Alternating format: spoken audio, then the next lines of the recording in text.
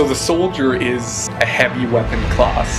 So this is a class where you want to take a claymore, you want to take a revenant, you want to bring all the biggest heavy weapons to bear. So you're sitting mid-range, just popping shots down the field, putting damage on everything. I love the rage passive on the Krogan soldier, being able to charge and take an Atlas head on, charging, headbutting, opening everything up, causing the biggest amount of damage. Just being able to be a Krogan in the Mass Effect universe is amazing.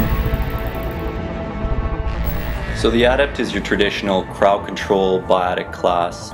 What makes him interesting in Mass Effect 3 is we've added a lot more biotic combinations. So you can combo, for example, Singularity with Shockwave or Warp with Throw. So that gives him kind of a new type of gameplay where he can deal with those bigger enemies by doing biotic combos and doing high damage on the bigger guys. Well, the Engineer is all about that heavy-hitting damage power, like Overload, Incinerate. A really popular build with the Solarian Engineer is a sniper rifle, because you sit back, you launch your decoy out, take enemy fire off you, and then you just snipe and then use your powers from a distance. My favorite ability would probably be Overload, just because it's got that really nice branching in the evolution tree. You can either spec it to be like big crowd control, it's got like the chain overload so you can hit 3 guys, or you can spec it to be really powerful against shields, so you can hit that one Atlas with like a ton of bricks.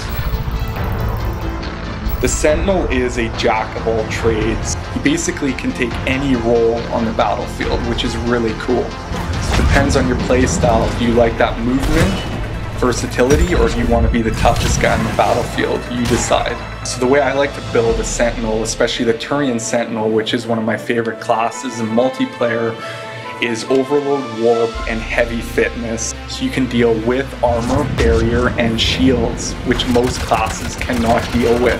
So I've seen fully level maxed Sentinels take down Atlases by themselves because of the Warp Throw combos. So don't give up on them, they're actually a very powerful class. The Infiltrator in multiplayer is a great class, great team class, because you can just do all the objectives. You can cloak while you're disarming a bomb, you can cloak while you're rezzing a friend, you can get away easily.